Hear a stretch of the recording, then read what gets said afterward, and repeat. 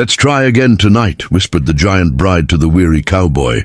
This time, she finally fulfills his longing. Witness this unbelievable, true, inspired story right here on Whisper of the Past. The wind carried her whisper across the quiet plains of Montana, brushing past the tall grass that bowed like silent witnesses. The moon hung low over the Carter ranch, silvering the roof of the old barn where Clara May and Eli Carter had lived through years of drought. Dust and dreams. Clara's shadow stretched across the wooden porch, tall, strong and graceful. She was known around town as the Giant Bride, a name she once hated but had grown to own with quiet pride. Her size wasn't a curse. It was a reminder that she was built differently, both in body and in heart. Eli sat on the edge of the porch, boots dusty, hat in his hands. The night air smelled of hay and smoke. He'd spent the day mending fences, not saying much, same as most days. Something in him had dimmed over time, like the fading lantern light that swayed between them. "Eli," Clara said softly, stepping closer. "You're quiet again." He looked up, the lines around his eyes deepening. "Just tired, that's all." But they both knew tired meant more than exhaustion. It meant the kind of weariness that seeps into the soul after years of trying to make the ranch thrive, trying to keep hope alive, trying to start a family. Each year passed like a season of silence. Clara knelt beside him, the wood creaking beneath her weight. "Do you still believe in us?" she asked. He met her eyes, blue like the morning sky over the prairie, and for a moment the world went still. "You're all I ever believed in," he said. That was when she leaned closer, her hand brushing against his, her voice trembling but full of quiet strength. "Then let's try again tonight." The words weren't just about one thing. They were about everything. The love they'd built, the faith they'd nearly lost, the life they still wanted. Inside the small farmhouse, the air was warm from the fire. The soft crackle of burning wood filled the silence. Clara moved slowly, her dress brushing the floorboards, her hair undone after a long day. Eli watched her with a mix of admiration and awe. No matter how many years passed, she always looked like something carved from the earth itself, strong, unyielding, and endlessly beautiful. He rose, taking her hand. It was rough and calloused, but when she held it, it felt like peace. "I don't deserve you," Eli said under his breath. Clara smiled faintly. "Then earn me again." There was laughter between them, quiet, tired, and real. The kind that only two people who've survived heartbreak together can share. Outside, the storm clouds rolled over the prairie. Inside, there was warmth, flickering light, and the unspoken rhythm of hearts trying to find each other again. They talked that night. Really talked, like they hadn't in months, about the ranch, the drought, the loneliness, about the children they dreamed of and the home they still wanted to build. Clara told him about a dream she'd had, of a small boy running across the field with his father's hat too big for his head. Eli listened quietly, his hand never leaving hers. When her voice cracked, he squeezed her fingers and whispered, "Maybe that dream's not gone. Maybe it's just waiting for the right time." Tears welled in her eyes. "You still talk like a believer." "I learned from the best," he said, and there, under the gentle hum of the prairie night, something shifted. The walls that had stood between them for so long began to crumble, not through words, but through silence, through nearness, through the simple act of choosing each other again. By midnight, the storm had passed. The sky was clear, stars scattered across it like spilled salt. The air smelled of rain and soil, fresh, alive, forgiving. Eli stood by the window, looking out over the land he'd poured his life into. Clara joined him, wrapping her arms around his waist from behind. Her head rested against his back, and he could feel her breathing, slow, steady, full of quiet hope. "This land never gives up," she murmured. "Maybe we shouldn't either." He turned to her, cupping her face with both hands. His voice broke as he said, "I don't know how to stop loving you, Clara. Then don't, she whispered. He kissed her forehead, tender, reverent, like a man praying for forgiveness and finding grace instead. The world outside faded, just the rustle of wind through the grass, the distant cry of an owl, and two hearts beating in unison for the first time in too long. Hours later, the fire had dimmed to embers. Clara lay awake beside him, listening to his breathing. The slow rise and fall that meant peace had finally found him. She turned to look at him, the man who had once been full of laughter, now softened by time and longing. She reached out and traced a scar along his arm, remembering how he'd gotten it fixing the windmill years ago. Each scar was a story of survival, of trying, of love that refused to break. "I'll never stop trying," she whispered to the dark. Her words weren't meant for him to hear, but maybe he did, because his hand reached for hers in his sleep and held it tight. Morning came quietly. The sun rose over the ranch, spilling golden light across the fields. The horses neighed softly in the distance, and the old windmill turned again, for the first time in weeks, catching the breeze. Eli woke to the sound of Clara humming in the kitchen, a tune he hadn't heard in years. It was the song she used to sing when they first married, the one she said made her heart feel light. He stood in the doorway, watching her move with gentle ease. Her hair glowed like wheat in the morning light, and he thought she had never looked more alive. "Morning," she said with a smile, turning toward him. "Morning," he replied, stepping closer. "You sound happy." "I am," she said simply, "for the first time in a long while." He pulled her close, holding her against him as the day began. Outside, the fields shimmered under the Montana sun, vast and endless. Inside, love found its way back home, quiet, steady, and unbroken.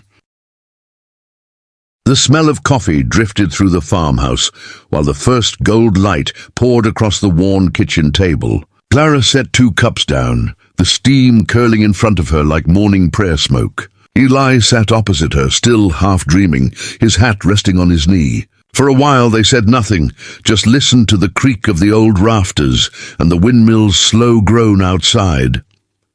"It's going to be a good day," she said, her tone steady, almost prophetic. Eli smiled faintly. "Feels like it. Haven't heard the windmill sing in months."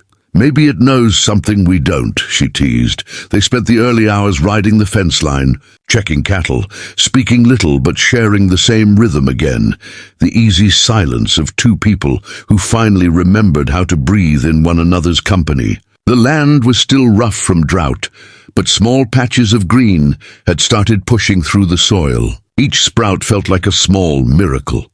By afternoon, clouds drifted in from the west. The air tasted of rain. Clara lifted her face toward it, eyes closed, her expression soft with peace. Eli stopped beside her, watching the way her hair lifted in the wind. He hadn't seen her so alive since their wedding day. "You always loved the smell before a storm," he said. "It reminds me that everything can start over," she replied. The first drops fell, slow and heavy, soaking their shirts and hats. They laughed like children, running for the barn but never quite making it. When they reached the open doors, both were drenched, cheeks flushed, hearts unguarded. Eli caught her hand before she could shake off the rain. "Clara," he said quietly, "I spent years thinking I'd already lived the best parts of my life, but maybe they were just the beginning." She looked up at him, eyes glistening like wet amber. "Then don't waste what's left of it, Eli Carter." They stood there while thunder rolled across the plains. No grand declarations, just 2 souls washed clean by rain and forgiveness. Weeks passed, and something in their world began to shift. The ranch seemed to breathe easier. Animals grew stronger, grass thicker. Clara felt lighter, her steps surer. Some mornings, she'd wake before dawn and sit on the porch watching the horizon bloom orange. Eli would join her, always with 2 mugs of coffee, always quiet but near. One morning, she placed his hand over her stomach and said softly, "I think the world is giving us another chance." He froze, reading the quiet certainty in her face. "You mean—" "I don't know yet," she said, voice trembling with hope. But I feel different. They didn't rush to tell anyone. Instead, they kept it between them, a secret too sacred for the world. Each day, Eli worked the ranch with renewed strength, whistling as he repaired the old corral. Clara began sketching designs for the nursery she'd always dreamed of, a small room with yellow curtains and a cradle by the window. By midsummer, word spread through the valley that the Carters' luck had turned. Neighbors stopped by with pies and stories. Even the preacher, who hadn't seen Eli in church for years, came riding by with a basket of apples. "Miracles come quiet out here," he told Eli. "You just have to listen long enough." At night, Clara and Eli lay under the open window, the prairie wind carrying the sound of crickets and the distant rustle of coyotes. They spoke of baby names, of planting more trees, of one day teaching their child how to ride across the endless fields. The hope between them was fragile but real. Autumn rolled in again. The air turned crisp, the sky sharper blue. Clara's belly rounded, her laughter filled the house. Eli became gentler than he'd ever been, carving a small wooden horse by lantern light, building shelves for the nursery, painting the window frames with careful strokes. Sometimes he'd stop mid-task, watching her from the doorway, overwhelmed by the quiet grace of it all. One evening, as the sun slipped below the hills, Clara sat by the fire, knitting a tiny blanket. Eli knelt beside her, resting his head against her knee. "I used to think I was a broken man," he said. "You weren't broken," she whispered. "You were waiting to be mended." He looked up at her. "And you did that. I just loved you long enough for you to remember who you were." She brushed his hair back, her fingers lingering. Outside, the first snow of the season began to fall. Soft, steady, unhurried. Winter came hard, but the house stayed warm. They worked together through every storm, stacking firewood, mending leaks, feeding livestock in the biting wind. When nights grew long, Eli would read aloud from the old Bible his mother had left him. Clara would listen with her head against his shoulder, eyes closed, feeling the baby move inside her like a heartbeat echoing between them. In late February, when the wind howled loud enough to shake the windows, she woke him with a gasp. He sat up, wide-eyed, and she smiled through pain and tears. "It's time." The hours that followed were slow and raw.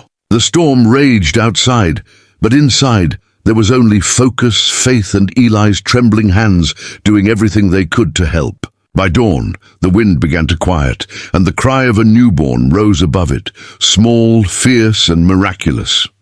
Eli laughed, cried, and pressed his forehead against Clara's. "A boy," he whispered. "He's perfect." Clara was exhausted but radiant. "Told you the land would give back what it owed." They named him Samuel Ray Carter, after the sunrise that painted the sky the moment he was born. The ranch never felt empty again. Months later, spring returned. The grass reached higher than it had in years, the river ran full, and wildflowers colored the hillsides. Eli worked the fields with Samuel strapped against his chest, humming softly as he guided the plow. Clara watched from the porch, her heart swelling at the sight of the two people she'd prayed for all her life. In town, people spoke of the Carters' fortune as if it were legend, the giant bride who brought rain to a barren land, the weary cowboy who found faith again. But to Clara and Eli, it wasn't about miracles. It was about endurance, about never walking away from love even when it faltered. That summer, they hosted a small gathering for the neighbors. The house was filled with laughter, fiddle music, and the smell of fresh-baked bread. As night fell, Clara stepped outside with Samuel in her arms. Eli joined her, wrapping an arm around her shoulders. The stars stretched wide above them, a river of light flowing endlessly. "You ever think about how far we've come?" he asked. "Every day," she said. "And I'm still not done loving you." He smiled. "Guess I'll have to keep up then." They stood there a long time, watching the wind dance through the tall grass, the same land that had once tested them now cradling them in peace. For the first time in years, there was no ache, no emptiness, just the sound of their son breathing softly, the weight of Eli's arm around her, and the knowledge that they had finally come home to themselves. The next morning, as dawn broke pink and gold across the Montana plains, Eli saddled his horse and looked back at the farmhouse. Clara stood in the doorway, Samuel in her arms, sunlight spilling around them. It was the same view he'd seen 1,000 times, yet somehow it felt brand new. He rode out to check the herd, feeling the rhythm of the land beneath him. Every hoofbeat seemed to echo the truth that life could fall apart and still come back stronger. When he returned at dusk, he found Clara waiting by the fence, her hair catching the last light. "Told you it would be a good day," she said with a grin. He leaned down from the saddle, kissed her forehead and whispered, "Let's try again tomorrow." And somewhere in the distance, the windmill turned, singing its slow, steady song, a reminder that love, like the land, endures everything and keeps on giving.